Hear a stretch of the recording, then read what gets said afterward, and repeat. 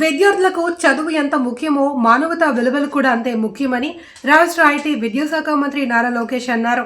తాను ఈరోజు ఈ స్థాయిలో ఉన్నానంటే దానికి తన ఉపాధ్యాయులే కారణమని ఆయన గుర్తు చేసుకున్నారు. మంగళగిరిలోని డాన్ బాస్కో ఉన్నత పాఠశాల స్వర్ణోత్సవ వేడుకలకు లోకేష్ ముఖ్య అతిథిగా హాజరయ్యారు. ఈ సందర్భంగా ఆయన పాఠశాల ఆవరణలో స్వర్ణోత్సవ శిలాఫలకాన్ని నూతన సైన్స్ ల్యాబ్ ను ప్రారంభించారు.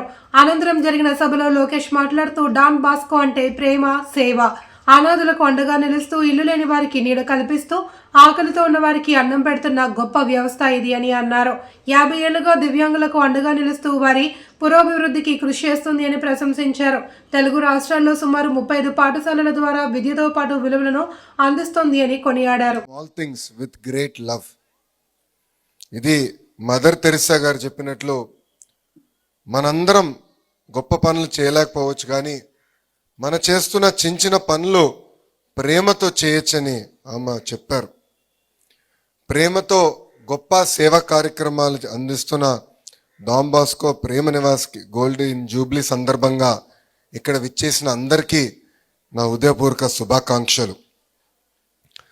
డాన్ బాస్కో అంటే ప్రేమ, సేవ. అనాథులకి అమ్మగా నాన్నగా మారిన వ్యవస్థ డాన్ బాస్కో. ఇల్లు లేని వారికి ఇల్లు అయింది, ఆకలి ఉన్న వారికి అన్నం పెట్టింది. తెలుగు రాష్ట్రాల్లో సుమారుగా 35 పాఠశాలల్లో విద్యతో పాటు విలువలు అందిస్తుంది డాన్ బాస్కో. ఇక్కడ ఉన్న పిల్లలందరికీ ఒక విషయం చెప్పదలుచుకున్నా. విద్య ఎంత ఇంపార్టెంటో విలువలు కూడా దానికన్నా చాలా ముఖ్యం. మీరందరూ పెద్దగైనప్పుడు జీవితంలో అనేక నిర్ణయాలు తీసుకోవాల్సిన అవసరం ఉంటుంది. ఆ నిర్ణయాలు మీరు తీసుకున్నప్పుడు విలువలు కూడిన నిర్ణయం చాలా చాలా ముఖ్యం. సక్సెస్కి షార్ట్ కట్ ఉండదు. ఇక్కడున్న పిల్లలందరూ కూడా గుర్తుపెట్టుకోవాల్సిన అవసరం ఉంది. దానికి ఒక ఉదాహరణే డాన్ బాస్కో. ప్రేమతో అనేక సేవలు వాళ్ళు మనందరికీ అందిస్తున్నారు.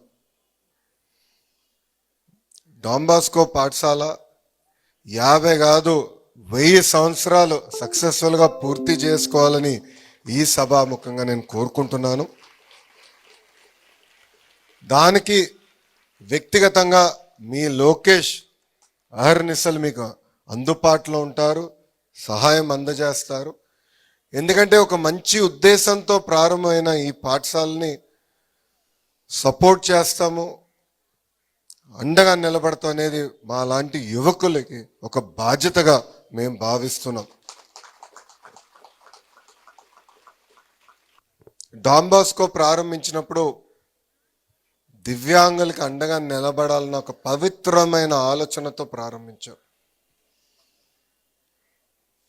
దివ్యాంగుల్ని ఇంట్లో వాళ్ళు కూడా వద్దనుకున్నా సొంత బిడ్డలు చూసుకున్నట్టు డాన్ బాస్కో వాళ్ళని చూసుకుంది. వాళ్ళకి సమాజంలో గౌరవంగా ఎట్లా నిలబడాలి, అందరం చదువుకుంటేనే సమాజంలో మనందరికీ గౌరవం దక్కుతుందని అద్భుతంగా నేర్పించారు. పెద్దలు చెప్తారు, హెల్పింగ్